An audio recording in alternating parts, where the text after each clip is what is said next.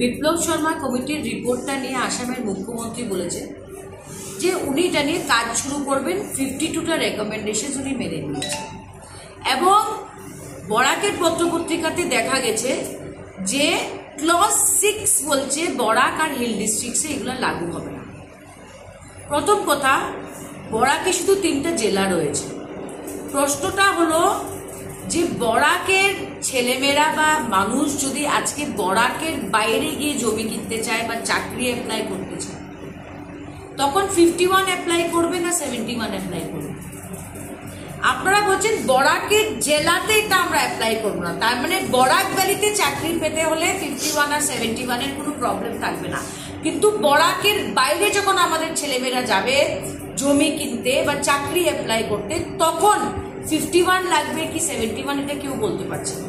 শুধু একটা ধামা চাপা দিয়ে একটা স্টেটমেন্ট দেওয়া হচ্ছে যে ক্লজ 6 লাগু হবে না।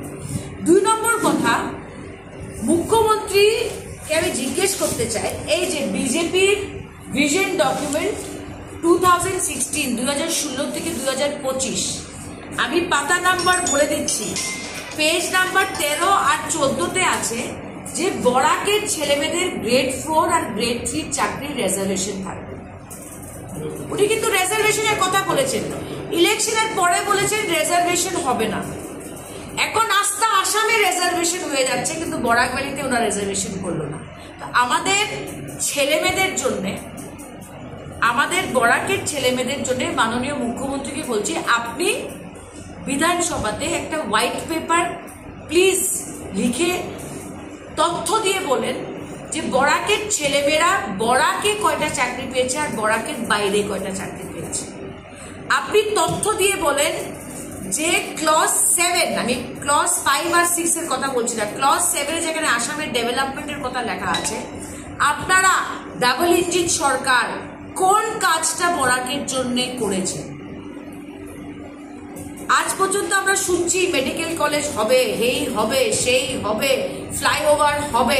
কোন কাজটা বিজেপি করেছে বরাক ভ্যালির জন্য? কাজ করা তো দূরের কথা, একটা অখোজ করে মিউনিসিপ্যালিটিকে রেখে দিয়েছে, এখন পঞ্চায়েত নিয়ে নাটক করছে। বরাক থেকে এত ভোট পাওয়ার পরে আজকে আসামের মুখ্যমন্ত্রীকে জবাব দিতে হবে যে উনি বরাকের জন্য কি করেছে। 3 নম্বর পয়েন্ট, আপনারা বলছেন যে লোকসভাতে সিট রিজার্ভ হবে, অ্যাসেম্বলিতে হবে, চাকরিতে হবে, প্রাইভেট সেক্টরে হবে। তো বরাকের ছেলেমেয়েরা যখন বাইরে যাবে, আপার আসামে শিবসাগরে যাবে, চাকরি অ্যাপ্লাই করবে, আপনি কোন কাগজটা চাইবেন, 51 না 71? Last but not the least, CAA তে নাগরিকত্ব দিয়ে বিজেপি তো নাচানাচি করলো। সিএএ তো 71 এর পরে, ওরা কি চাকরিও পাবে না, ইলেকশনেও দাঁড়াতে পারবে না, জমিও কিনতে পারবে না। তো এই সিএএ এর নাগরিকত্বর দামটা কি? ওরা কি অধিকারহীন হয়ে আসামে থাকবে? তার মানে সিএএ এর আন্ডারে সিটিজেনশিপে যাওয়া মানে চাকরি পাবেন না, কোনো অধিকার পাবেন না। আপনাদেরকে কোন কাগজটা দেখাতে হবে আপনারা জানেন না। সো এন্টায়ার আসামের মুখ্যমন্ত্রী এই খেলাটা খেলছেন। কেন খেলছেন? বিপ্লব শর্মা কমিটির রিপোর্ট 2020-এ তৈরি হয়েছিল, আজ পর্যন্ত ভারত সরকারের এটা প্রকাশ্যভাবে বলেনি যে ওরা এই কমিটির রিপোর্টটা মানে।